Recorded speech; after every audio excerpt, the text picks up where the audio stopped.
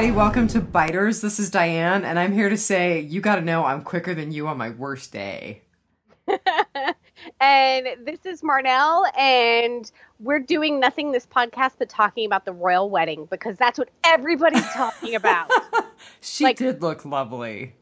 3 days on or something. Like we're still talking about this. Like we're done. No, I read this really nice thing on Facebook, and I actually shared it. I was like, okay, we've got to come up for air from the real world every now and then. If a royal wedding makes people feel human for a little bit, so be it. That's true. And so like I'm a lurker on Twitter because my Twitter is mostly just for news and political stuff and a few celebrities. But there was one thing that I liked on Twitter, and it was that picture of Meghan Markle and the prince like going by in the carriage, and she has this look on her face, and the caption is, "When one of your crazy schemes works out." And I just love that because that's exactly the look on her face. Is just like, "Yep, I did this." That's super funny. Yeah. But I'm just like, okay, enough with it. Like, we don't need to dissect her mom's body language at the reception. It's done. We can instead dissect Fear the Walking Dead.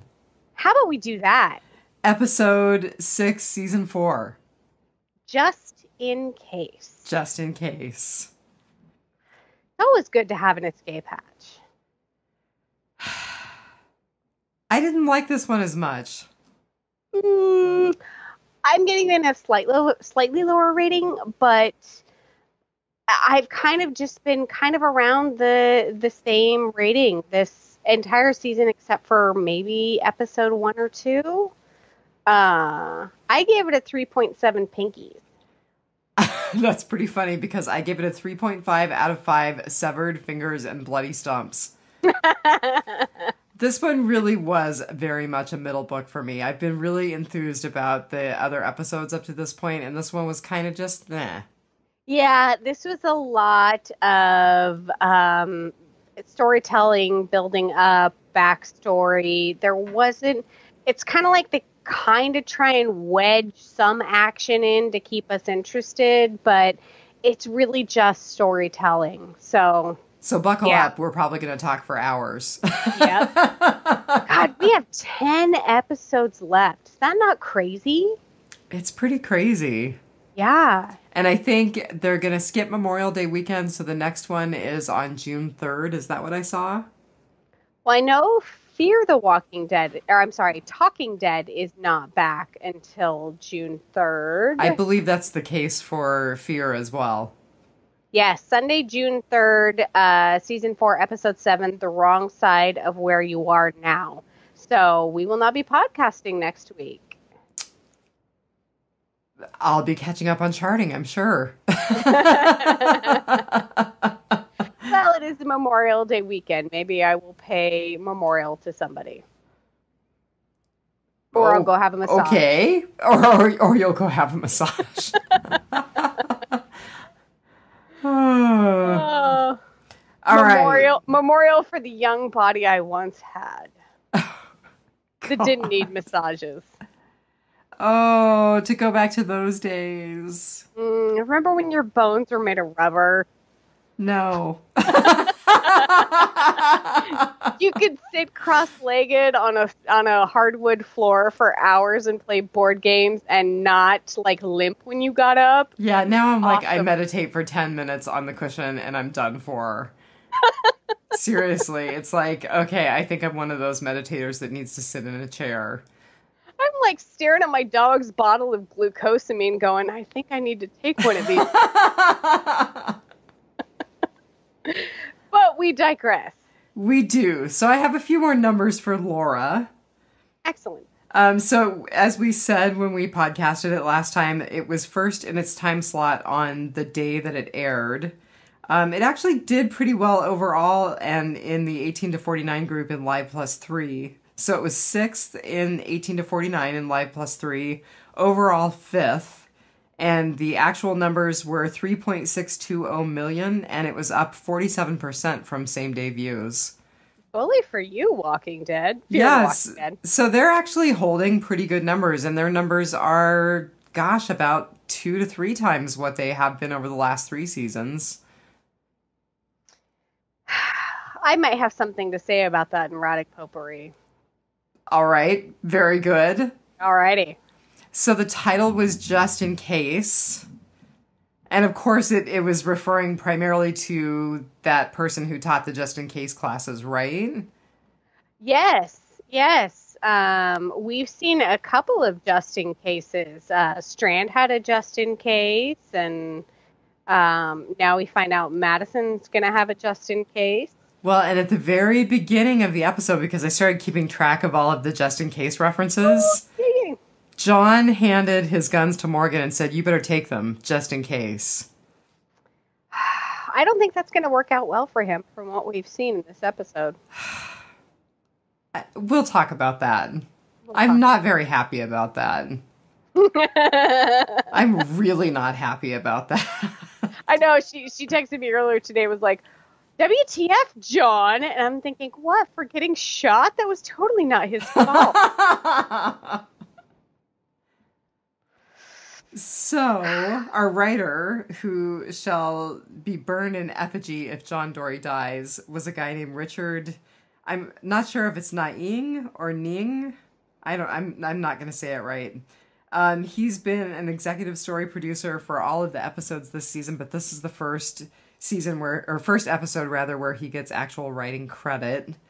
And he was the writer of The Autopsy of Jane Doe, which I've heard of, and I heard it was actually quite good, but I haven't seen it. I'm going to say Niang. I think you're probably right. Yeah. Or Naing, maybe? Yeah. Anybody out there who's got some help, give it to us, because we're dying here. So our director was Daisy von Schlerer-Mayer. I hope I'm saying that right. She's got some interesting kind of tangles. So she actually directed for Halt and Catch Fire, which was an AMC series that just finished up. This is her first on Fear the Walking Dead, but she has a director credit for Outcast, which is a Robert Kirkman property that was picked up by HBO. She kind of looks like she does a lot of indie stuff. So she did a movie that I absolutely love called Party Girl that starred Parker Posey. And I absolutely love Parker Posey. If you really only watch mainstream movies, think Blade 3.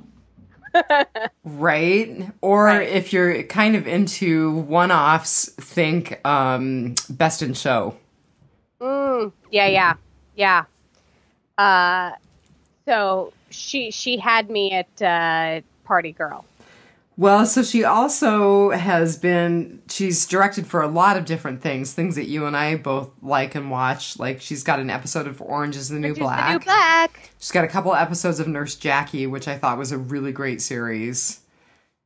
So she's got quite a bit on her IMDb page for directing. Yeah, she's kind of like, she's like one of those actresses, only she's not an actress. She's a director that does a lot of one-offs. Right, so, she's done A Criminal Minds. I'm not saying that she has, but, that kind of thing. Mad Men, Shameless, Aliens in America, Jane by Design. Like, there's a ton of stuff here. She looks like she has a monogamous relationship with Hit the Floor, because she's got a bunch of episodes of those. Yeah, she's got a lot of street cred. Yeah. And this is her first segue into the Walking Dead universe, so it'll be interesting to see if we see her again. Yeah, awesome. So, do you have anything for Whisperer's Corner, or what we should probably just call Cohen Watch 2018? I don't, actually. Like I was telling you before, I've been in a class all day. So I haven't got to do a lot of reading on stuff today. Doesn't look like there's anything obvious on Cohen Watch, but I do have a groveling corner. Uh-oh. So I've been keeping track of the opening credits. Oh, right. And I forgot to do it Week. last time. Yeah. So last episode, let's try that one again. Last week's episode was Laura. And the opening credits varied slightly in that you saw the outline of two figures walking towards what I would assume would be the store that they went to, the store/gas station. Okay. I was going to ask you if you thought it was Laura and John, or if you thought it was John and Morgan walking together later in the episode. No, I believe it was Laura and John walking to the store. This week's episode was a SWAT vehicle. Yes. Yes. But did you notice that it was driving from like a nice sunny weather side of the screen on the left to a great big old storm on the right? Oh, no, but that's apropos. Yes. So, and that's the thing about these opening credits is you really have to pay attention. I actually had to go back and watch it a third time. I watched it once. And then I watched the previous episode and I'm like, okay, what is different besides the SWAT vehicle? You know, maybe because it's going left to right instead of right to left. And I kind of clicked back and forth a couple of times and watched them both. And I was like, no, it is definitely driving into some very dark clouds. So I would think that would be very foreboding that they're driving into danger. Well done. Good watch. Thanks. I caught that it was a SWAT van. I did not catch the weather change at all. Yeah, I was like, it can't just be the SWAT. So I was looking at the rocks in the foreground. I was looking all over for stuff. So I take this opening credit thing responsibility very seriously. Well, you know, and there was part of me that was kind of like, maybe the whole SWAT van thing wasn't necessary. And then I was like, oh, no, actually, it is, because that's what got us to the end of the episode. So yeah. So, and I also think that it's funny. I thought there was going to be something from the driving from left to right or right to left, but when the vultures appeared in the episode, the convoy of them appeared on the right side of the screen and drove to the left, and the SWAT was actually driving left to right, like away from, but they were driving into a storm. So I don't know. Maybe I'll try and keep track of what direction everybody's driving in. You go, girl. That's too intricate for me. I know, it's like 10 seconds long. You have to rewind it like 3 or 4 times to really get the intricacies. Sometimes you got to pause that episode where things glitched, and that was the Al episode. Yeah. So it's tough to spot. So that's why I'm trying to keep track of it, of everyone for you, is they told you there was going to be a little bit in the intro for you. And some people may just completely blow by it, and it would be nice to hear it on the podcast. So I'm trying. Well, thank you. And thank you for catching us up. Yes, I kicked myself. Like, seriously, the next day I was like, oh, I forgot. But you didn't forget the featured cast. I didn't. So who you got? He's kind of memorable. His name is Kevin Zegers. And AKA Ziggy. AKA Ziggy. That is a really cool name. I think if we were buds, I would call you Ziggy. So he is our vulture Mel. We didn't get to see a lot of him this episode, but I think there was actually a very pivotal scene in that one of the times we saw him was back before, in the quote before, unquote. Yeah. And he was like wearing silk pants, and he was wearing his nice wool coat and everything with the little embellishments and everything on it. And he was all clean shaven and clean, and his hair was all done up nice.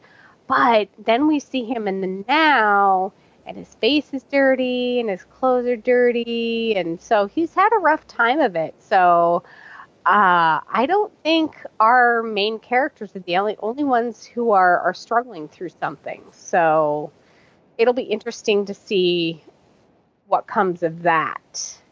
Well, he did say to Madison that sometimes the bad things come when you least expect them, or from where you least expect them. So that was actually one of my favorite quotes so much that I wrote around. The really bad stuff you never see coming. Mm-hmm. That is so true in life. I mean, we plan for the future. We take out insurance policies on our cars, our houses, the lives of our spouses. And it's, the things that we don't account for, or the things that, cut us off at the knees. So, yeah, I mean, you can't plan for every contingency, and it looks like both of our groups may have been caught off guard. I hope you're right. Yeah, me too. Absolutely. Because it will make it even more interesting to find out what happened with the fall of the stadium, if that's the case. Definitely. So again, our featured cast member is Kevin Zegers, who plays our vulture Mel. This is not his first zombie rodeo. It is not. He was in Dawn of the Dead. The 2004 remake. The 2004 remake with Ving Rhames. I love you, Ving Rhames. And he also was in a movie called The Calling, which is not a zombie movie, but it's a post-apocalyptic movie. So he's kind of got, yeah. There was an interview with him that I watched where he feels kind of drawn because all of us feel so drawn to the whole post-apocalyptic storyline. He used to watch Doomsday Preppers, so he is very fascinated with our fascination of the end times. Oh, that's funny. So he feels drawn to those roles. And now, he's got the perfect one, which is going to, make his career a big old juggernaut. But kudos for him. He is about 7 years sober. Oh, wow. I didn't catch that. That's really neat. Yes. So he has actually been working in Hollywood since the age of 4. And if you don't notice anything in his, a lot of stuff in his profile between the ages of like 21, 25, and 26, it's because he was in his biggest time of being an alcoholic. And he said he never let it affect his work while he was on set, but it did affect him personally in that he wasn't motivated to go out and get roles or network or anything like that. So he kind of had a lull in his early 20s with his career because he was an alcoholic and basically just wasn't motivated. So he got sober when he was about 26 years old. 26, 27, I think, and he's been 9 or 10 years sober, somewhere around there. The timelines are kind of muddled between some of the. I had to do some weird math with YouTube not having exact dates. But yeah, so since he's gotten sober, he married an agent, not his agent, but a very high-powered agent in Hollywood. Her name is Jamie Feld. Smart to not marry his agent. Right.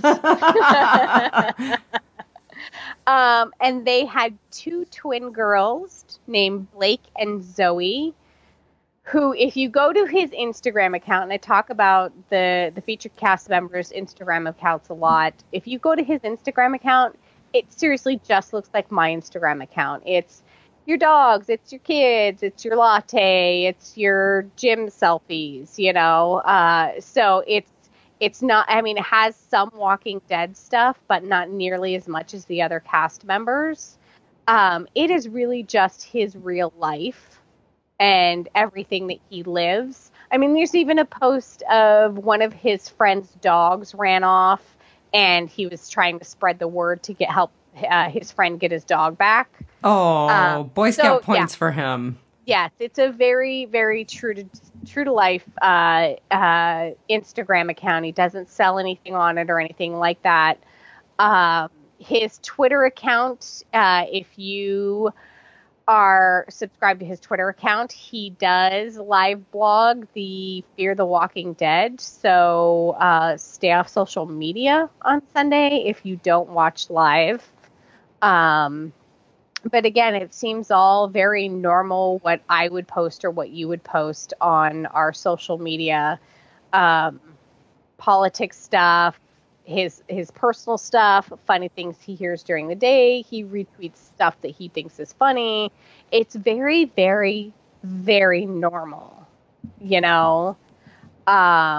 He doesn't seem to have been caught in any sort of Hollywood entrapments, and that, you know, he shills for anything or he has this face to put on. He really just posts pictures of his family and his latte and his meal prep. So he seems to be a very down-to-earth, very good guy. He is a power lifter, which I saw that. Yes. So that is why he looks so amazing in whatever weird costume they put him in. Like silk pants, no shirt, and a wool coat. Like, he's not a very big guy, and according to this, he can bench 285 pounds. Yes. You know, what did I just watch the other day? There's muscles for lift and muscles for show, and I think he's got muscles for lift. I think so too. Yeah. So he is pretty cut under that Vulture's uniform. Under those terrible floral pants. Oh my God. Silk floral pants. What are we trying to say with those? Like, I don't even know. But it could be explained by the fact that he's Canadian. You can't blame everything on Canada. I can blame Justin Bieber on Canada, and that's plenty. But we also have Ryan Reynolds to be grateful for, as we discovered this weekend. Yes, I will admit that. Although I'm not that big of a Ryan Reynolds fan. But I don't know. Deadpool 2 was pretty awesome. Yeah. For anyone who hasn't watched yet, go check out Capes and Lunatics. We had a chance to talk about Deadpool 2 this weekend, and it was a lot of fun. Yeah, we were joined by Charlie and Chris and Lilith Hellfire, which I kind of have a girl crush on. So we got to interact with them and Phil. I was going to say, don't forget Mr. Perch. Yeah. And yeah, that was super fun. If you have not seen Deadpool, don't watch it until you watch Deadpool because it's totally spoilery. But it's really just us shooting the stuff about the movie. And I think Dianne and I are going to try participating in most of those that's coming up. I will not be doing the solo one that's happening this weekend. I don't think you are either. I don't think so. But I'm definitely down for Ant-Man and Wasp, I think in July. I have to seriously bone up on my geek, though. Seriously, badly.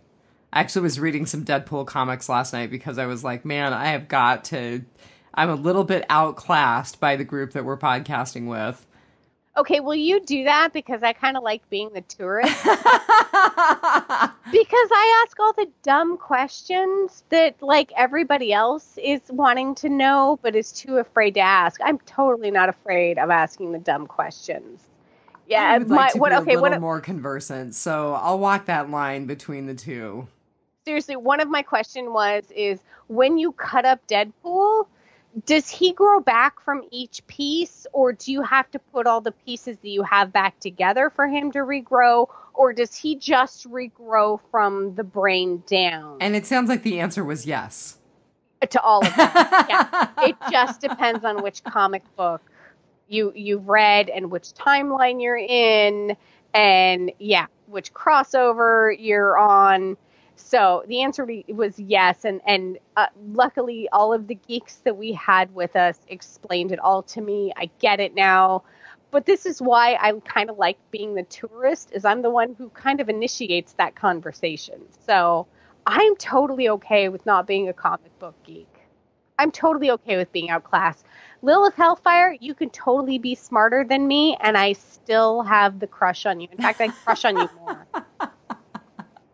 And if she's not listening, Phil, would you please pass that on? Yeah. Kind of have a girl crush on Lilith. So back to Mel. Do we have anything else to say about Mel? So his first movie, it's not his first credit on IMDb. It is his first movie credit.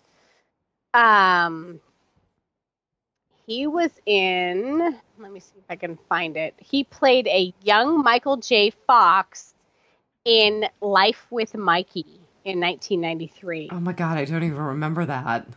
I actually remember this movie. This movie, I believe, it was about a children's talent agency, and Michael J. Fox, kind of being grown up at that point, but he played the young Michael J. Fox in that movie, and that's one of the ones where he's like, of all the things to do when you're 9 years old, to play a young Michael J. Fox is enormous pressure, And then I saw an interview with him where he said it was a lot of pressure that when he was 11 years old, he made more money than his dad. That must have been what? No, it couldn't have been Air Bud. He was more grown up then. Oh, maybe it was. He was in all three Air Buds. I was not.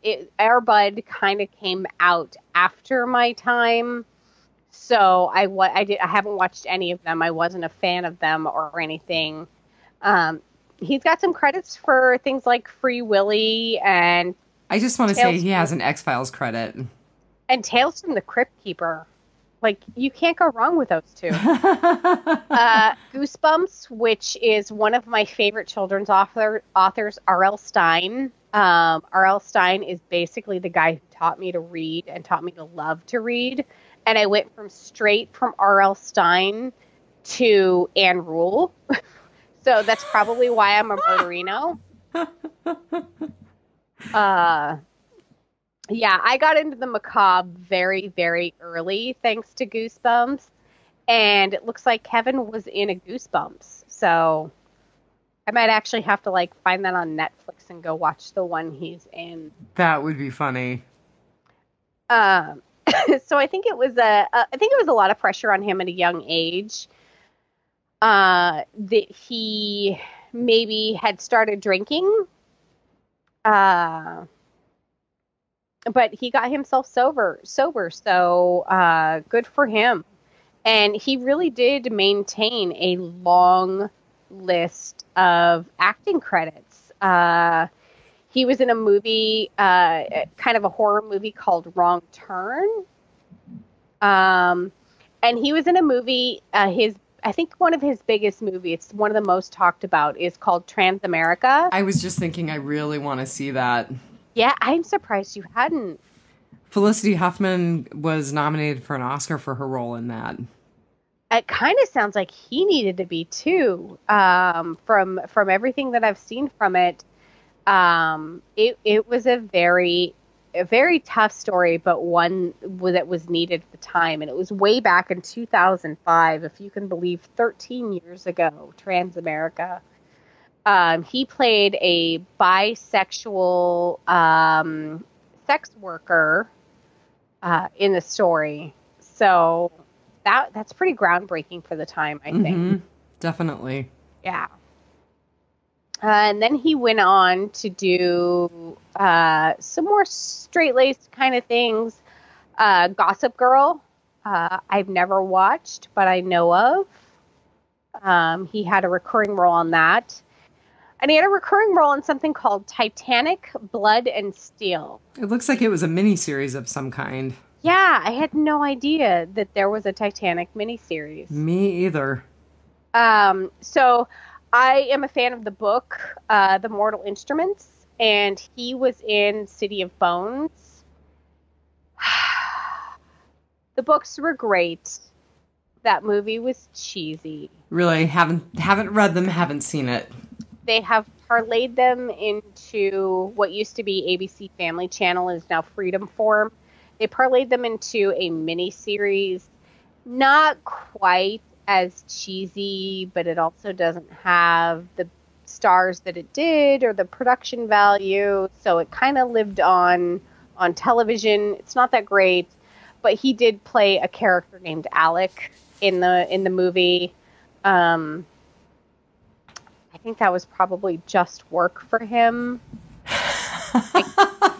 I can't imagine he was excited about that role, at least when the script came out. I don't know. There was something in his bio that said he was really good friends with a couple of people that he starred with in it, though. Yes, Lily Allen. But how could you not be good friends with Lily Allen? No, Lily Collins, it says. I'm sorry, Lily Collins, because it's Phil Collins' daughter. Oh, I didn't know that. Yes. Ah. Yes. I would be really good friends with Lily Collins too. I'd be really good friends with Lily Allen because she makes very subversive songs. Yes, that's very true. Yes. The other Lily, the Lily Allens, yes. But yeah, I think one of his biggest movies to date, besides Transamerica, was The Colony, and that is kind of also a post-apocalyptic, struggle to survive. So, he kind of is drawn to this genre. Well, he definitely looks like he is not suffering for work. No, not at all. So even if something dreadful happens to Mel, which, we kind of hope it does, I'm okay with him sticking around on the show. I like his dimples. Well, Morgan is certainly trying to make it so that he does. Morgan is certainly trying to smooth the waters between the two groups. So... Yeah, I don't think that's happening with Alicia, though. No. I love it when he's like, I'm sorry about your brother. And she's like, really? I'm not sorry about yours. She got him, too. Did you see the look on his face? Savage. Yeah. Yeah. Yeah. But his dimples did come out then, so. So it wasn't that savage. Right. So... yeah, that is Kevin Zegers in a nutshell. Well, should we talk about our goods, bads, and uglies? Why not? So, do you want to go first, or do you want me to go first? Whichever. Well, I will take it away then. My good was that Victor's outer dialogue was really his inner dialogue for this whole episode. So projection much, Strand? Right. So all of the things that he kept saying about, for example, Naomi were things that he really wanted to say about himself. Uh-huh. We should thank you for showing us who you really are. And he calls her a coward at some point and says to Madison that she needs to get over it and that some people just can't be saved. Ooh, Cole really got under his skin. He did. But then at the end, he says, we can start over. We all can. And he's saying that to Naomi, but he's really saying that about himself. Nobody's gone until they're gone. Yeah. So I just like the fact that he keeps accusing other people of what he's feeling really guilty of. I thought that was a good... Yeah, that was total guilt projection. That was one of those one finger pointing to you, but four pointing back to me. Right. Yeah. And you knew by the end of it. But my thing is I keep going to the fact that he didn't abscond with all of his vehicle worth of stuff. He came back. So I have a question for you, though. Did he come back because Cole was there and he was trying to impress Cole? Or did he come back because he feels like he owes Madison and her family something? Or is there just something innately good in Strand that those of us who really like Strand really want to see? Yes. All of the above?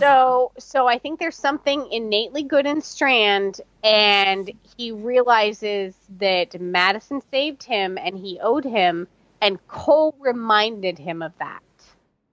So yes, all of the above. All of the above. Yep. Well, Strand gets my good for this episode, but again, more than anything because of the way that his outer Strand was really telling us what was going on inside of him just totally. Right. What about you? What's your good? My good is the just in case. So, not the FEMA camp just in case. My good was when Madison like they get out and Strand's, trying to talk to her. And she's like, nope, we're all good. And she walks away. Right. And then she gets to Alicia and she's like, so I need you to do something. I don't want anybody else to know. I don't want to talk about it, but I need you to do this. And she was doing a just in case. And honestly, that's why I did not begrudge Strand for his just in case, is because I think everyone there needs a just in case. But did you realize at the end of the episode when Naomi is revealed? Yes. That she's driving the just in case. Yep, she's driving the Rover. Mm-hmm. Yep. So, but I'm really glad that everyone's getting a little smart about their own survival, because yes, you want group survival, but if stuff really starts to go down, your priority should go group, close family and friends, and yourself. I mean, there is a reason why you are on an airplane and they tell you to put the nozzle thing over your face before you help somebody else with theirs. The oxygen mask. Yeah, you have to survive first to help everybody else. And so I really like that this kicked Madison in the butt about not being so, everything's going to be fine. And she's like, things may go sideways and we may need an escape hatch. So I really liked that sudden realization that, everyone had an escape plan but me. But what does it mean that someone else benefited from her escape plan? She's dead. I think she's dead too. She's dead. Was it you who said to me what else would make her kids so angry? Yeah, I mean, okay, so Nick was super angry, and not just at the other guy, Ennis, I think. Right. Taunting him. Nick was on a mission to kill that guy, and Alicia has this hate in her eyes. And the only reason why Strand would stick around with these people is because his drinking buddy was murdered. Madison's dead. I mean, there's two options. Madison is dead, or they are holding her prisoner. And if they are holding her prisoner, Mel has no reason to hold a gun on Alicia. Because what are you going to do? Shoot me? If you shoot me, I shoot my prisoner, your mom, So, yeah. One way or another, Madison's dead. I don't know if Mel did it or if Naomi had some hand in it, and that's why she shot at Naomi. Or if the bigger, worse thing came along and it has nothing to do with the vultures at all. Yeah, but Madison's dead. Boy, aren't we going to be shocked if she's not? Oh, yeah. That'll be her living will be as shocking as Nick dying. Right. Yeah. So that was my good is, I really, really liked Mel's comment to her about the really bad stuff you never see coming. Mm-hmm. And then her getting an escape hatch of her own. Yeah, I like what you said about her being kicked into that realization and kicked into some action, because you're right. It's finally Madison realizing that things are not going to be as lovely as she thinks they are.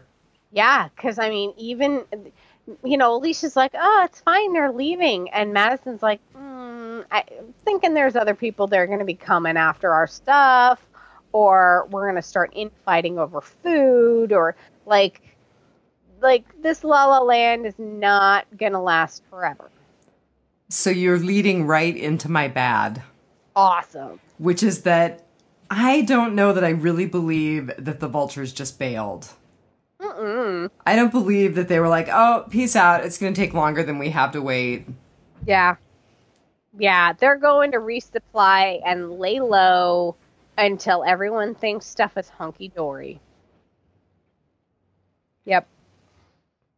I also, and this is kind of a related bad, so I put it in my bad, I looked at our group and I was like, really? Our little tiny group of survivors is going to make a stand against all of those armed vultures? Really?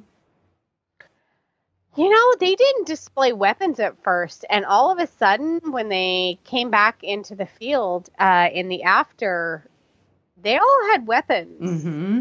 So I really wonder where those came from. Did they come from the Ballfield Armory? Were they hiding those all along? I think they've had them all them? along. Given what they're doing, they have to have some weaponry. Don't you think? They sure haven't displayed them. No, they haven't. Yeah. Yeah. So you're bad? My bad was when Naomi was talking about leaving her sick daughter in that facility full of, let's say, 60 people. And her daughter died and turned.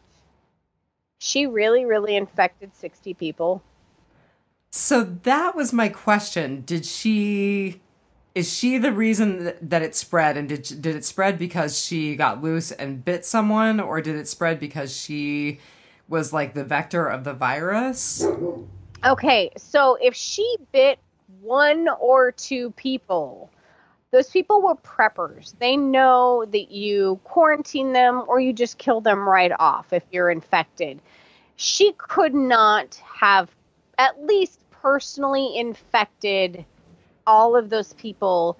And if she infected 2 or 3 or 4 or dozen people, the other people would have shot them. The other people would have defended themselves. The other people would have put the sick outside or the walkers outside. Or I can't imagine all of that stemming from her child just getting sick and turning. Maybe Naomi is carrying a lot of useless guilt.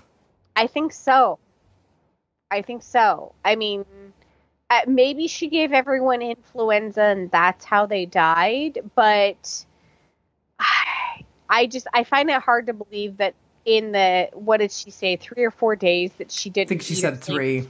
Yeah, that she was gone, that everyone got influenza and died, or everyone got bit by the same little girl and died, or 2 people got bit by the little girl, hid their injuries, and then infected, I can't believe that even the lady in the truck that, the prepper in the truck got infected. And I have a hard time thinking about how that went down. And I don't know if that was lazy writing or just that I just can't accept, how things are in the zombie apocalypse. But I just don't think one small child infected everybody with enough to kill them in 3 or 4 days. Well, I'm going to piss off the handful of nurses who listen to this podcast and just say, as a nurse, nurses carry so much guilt and they take so much responsibility that it probably had nothing to do with her daughter, and she's holding all of that guilt and holding all of that responsibility because that's the type of person that gets attracted to nursing. Yeah. I hate to say it, but it's completely true. Over responsible, uber responsible. Yep. Hyper responsible. And she was damaged before she got there. Mm-hmm. One of the things that she said was, I didn't want anyone to know she was sick because I've seen people get kicked out of other places that we've stayed before. So, she was damaged before she got there. And I think she took on way too much of that responsibility of it was her fault and it was her daughter. And just, what else are you going to do? You didn't sleep and eat for 3 days and you got the amoxicillin and you came back and, things have gone to hell. I think she took too much on. And I also could not suspend my disbelief to think that her daughter caused all of that. And I think that the implication actually is that she did not. I mean, I think you're reading the situation right. I think that Naomi just created this huge situation out of something that actually was not ultimately Right. her fault. Right. I think you're reading it right. She had a very small part to play, and she took all of the responsibility. Yeah, I Yeah. think so. Yep. So that was my bad. Well, so my ugly is that if John Dory dies, I'm going to riot. You know, everybody says that about Daryl, but I am totally in that place with John Dory. I can't believe that they give us this amazing character who I have really fallen in love with. And that looks like a fatal shot. So I can't remember what my other half said it was. I think he said it was like an M30 or something, which is a pretty high, powerful weapon. So unless Alicia had it loaded with jacketed hollow points, which is what you usually carry, it was a through and through. Let's hope for a through and through, because the alternative is like non-survivable. Well, but I'm looking at the anatomy and I'm thinking lung, kidney, bowel, spleen. I mean, maybe I'm overreading it with my healthcare experience, but I'm thinking about all of the things in the general vicinity of that bullet, and I'm thinking John Dory is done for. Well, and the other thing that might have been in the general vicinity of that bullet was that little tin that he keeps the "I love you too" Scrabble pieces, which and like I said, I think it's an M30. I'm pretty sure an M30 would go through, but I don't know. The magic of television, the wonder of the zombie apocalypse, maybe. There was no blood when you saw Jenna Elfman's character holding her hands over his wound. Yeah, but he's on the ground blood. and he's fighting for something. Right. So we're hoping for the best at this point. I am just gonna lose it. I mean, this is so seriously. Everyone who was like, they killed Abe and Glenn, and I'm out. I'm kind of having one of those. If they kill John Dory, I'm out. I probably won't, because I've hate watched it for so long, and I'm actually finally enjoying myself. But they can't kill John Dory. And of course, who better to get shot in front of than the ER nurse? You know, the ICU nurse. Right. But so, I don't know. I'm not convinced.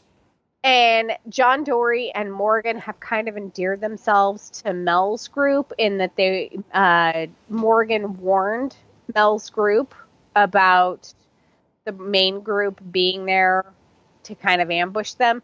So, you know, in real world stuff, the odds are against John Dory, but I think in FTWD universe, the odds are for him. I hope you're right. And they had him on Talking Dead this week. I don't think he can be the surprise guest and be on it 2 weeks in a row. Dead guy. It's Chris Hardwick's show. He can do anything he wants. Yeah, you're going to have to wait 2 weeks to find out, by the way. I know, you're right. Ugh. All right. So I'm just having my little temper tantrum, but what's your ugly? And is it a good ugly or a bad ugly? My good ugly is a bad ugly, good ugly. You always do that. So, I don't know how to feel about this. I really, really liked learning Naomi's backstory, and that, you know, her daughter had died and she thinks it's her fault and everything like that. So, I mean, it's really awful. I don't want to say it's a good ugly, because it's really awful for her to have lost her daughter in such a horrible way. But I love learning the backstory and what made Naomi. And I saw a headline. I did not read the article. I've been in training, so I haven't got to do too much reading. But is Naomi our new Carol? You know, is she our damaged lady? Well, you know, I said that when we talked about the episode that Michael Satrazemis directed last week, Laura, that she reminded me of an earlier Carol. Yeah. I mean, she lost her husband early on. She lost her daughter thereafter. Although, let's face it, Ed was no loss. Sophia was, but Ed was Right. not. No. No, Ed needed to go before the apocalypse. Right. Hashtag time's up. So, but I really see her hardening. And I don't know why she joined the Vultures, but it doesn't surprise me that she did.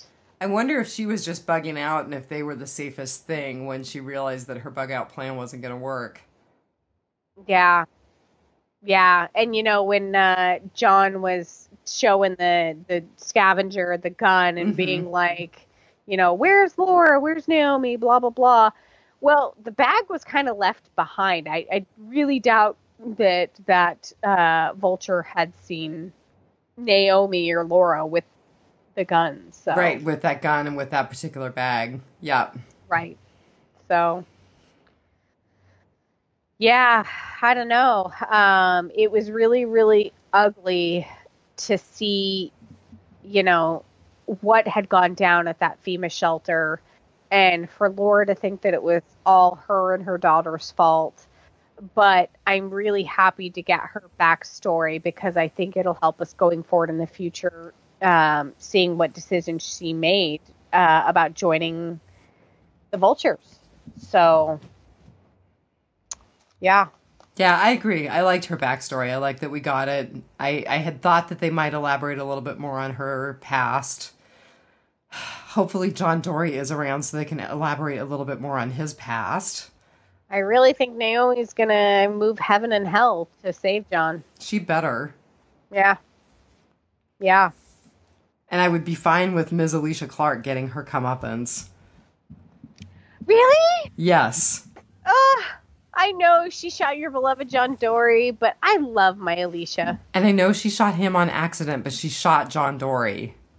Yeah. So, are we in Rotting Potpourri? Or We're pretty much in Rotting Potpourri. Okay.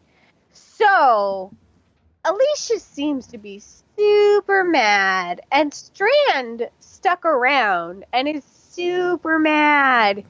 And Nick was super mad. Luciana is just kind of always Luciana.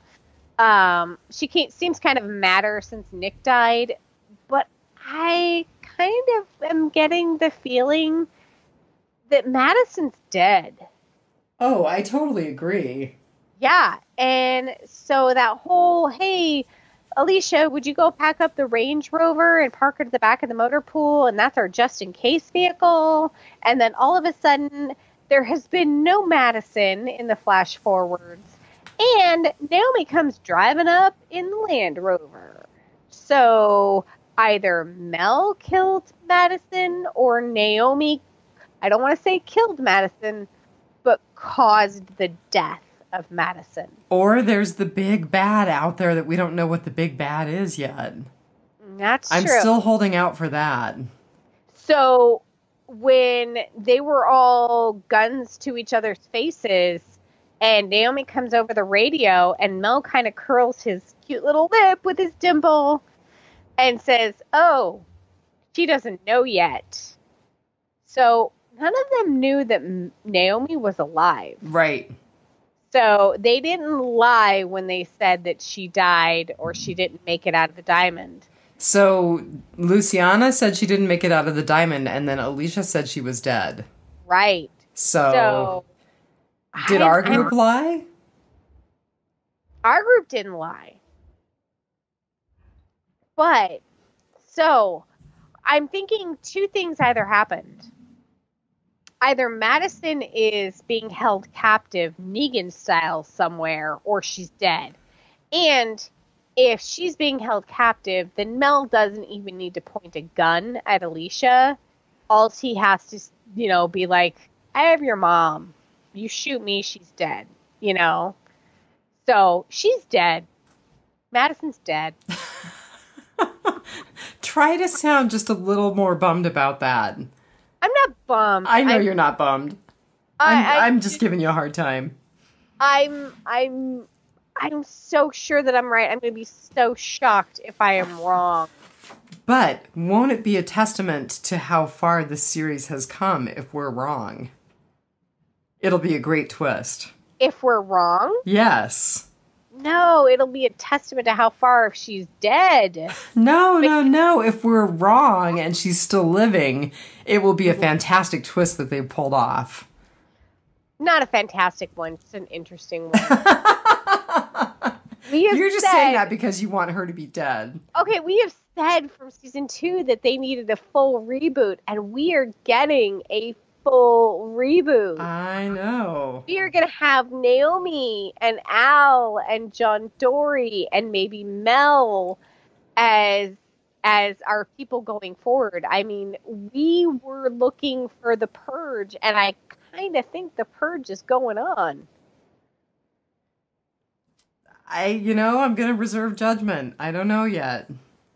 Okay. But I agree with you that Madison is dead. I'll be shocked if they pull off that she's still alive. Yeah, because, this is not a documentary. Kim Dickens is a lovely woman, but we have disliked Madison since season 1, and so have the other fans. She has been the negative comments and the negative reviews from season 1. So I think they have to. I don't know. I think I'm going to leave some room for them to shock us by pulling off Madison still being alive. I think you're right, but I'm going to leave some room for them to shock us. I won't hate it if they shock us. I will hate it if she's alive, but I will not hate the shock of it. So I'm going to take you down a slightly different road in my writing potpourri.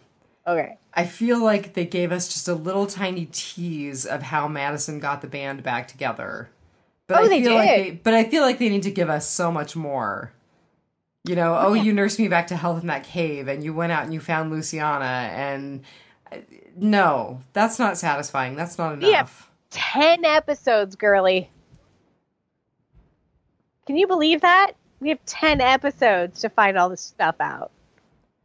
They have a lot to cover between now and 16.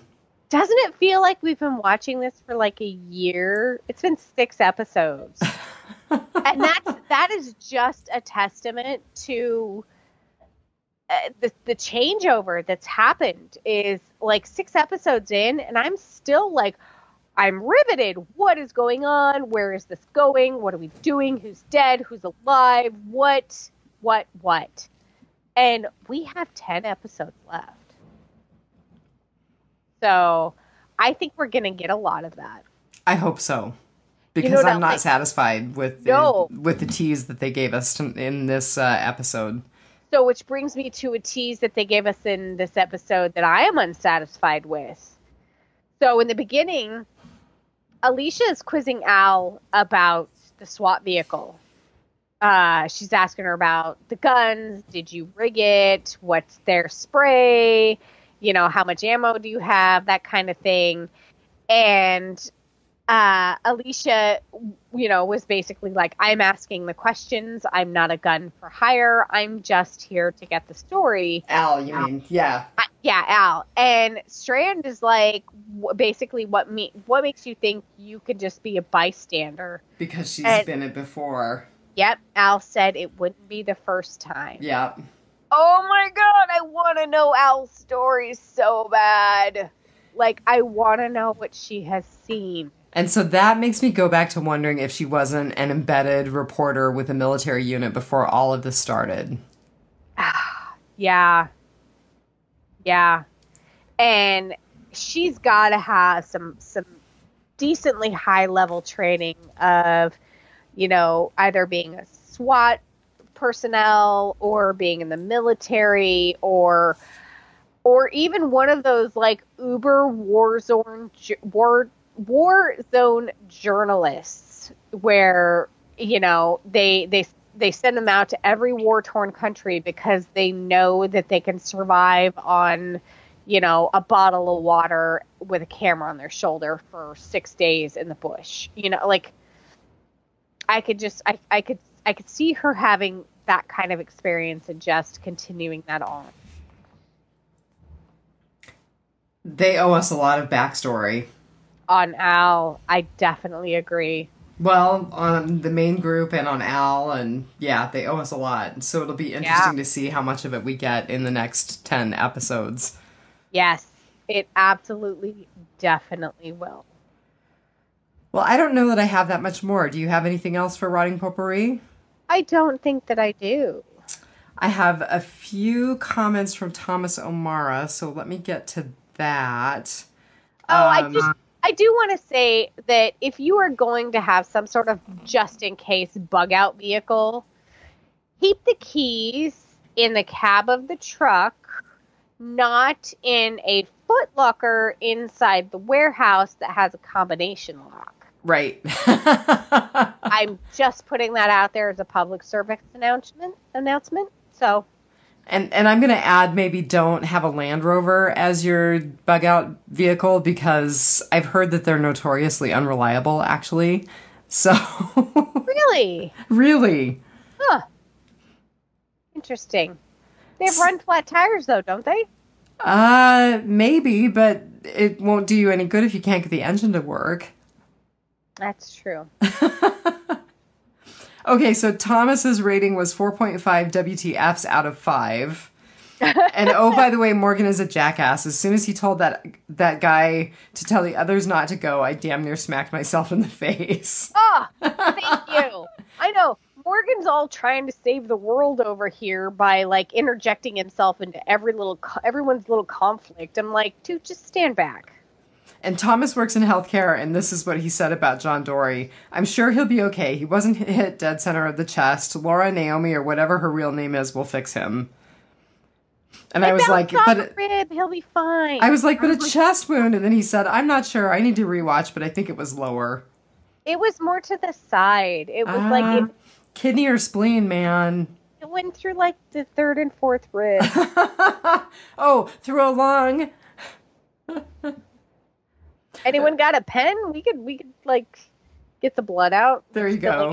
Into his lungs right now. We'll do a chest tube with a pen. We can totally do that.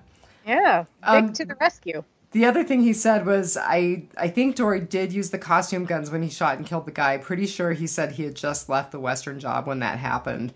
And, you know, I had said initially that maybe I thought he'd used a service revolver, but I think that Thomas is right. And I think that's the reason that Dory was so obsessed with those guns, and the reason that he didn't want them out in service, but he kept cleaning them and taking care of them. Yeah. I think it was just kind of a pathological over and over with the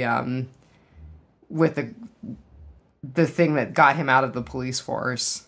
Well, and when he held it up to the scavenger, when he held it up to the scavenger and was like, she had a gun just like this. And I'm thinking, he wouldn't have seen that. That was in the backpack that was with Alicia and Luciana. But you know, he was hyper focused on that. So that definitely was his trick guns. Yes, I agree.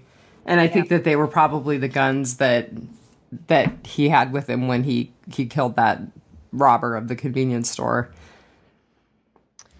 Which, you know, like, kudos on that guy. It kind of sounded like he was the same guy who did. Oh, you're talking about the Vulture? The Vulture, yeah. So, taking everything, including the hinges on the door. I was actually watching him shop. I put shop in quotation marks, and I thought that's exactly the way Marnell would shop.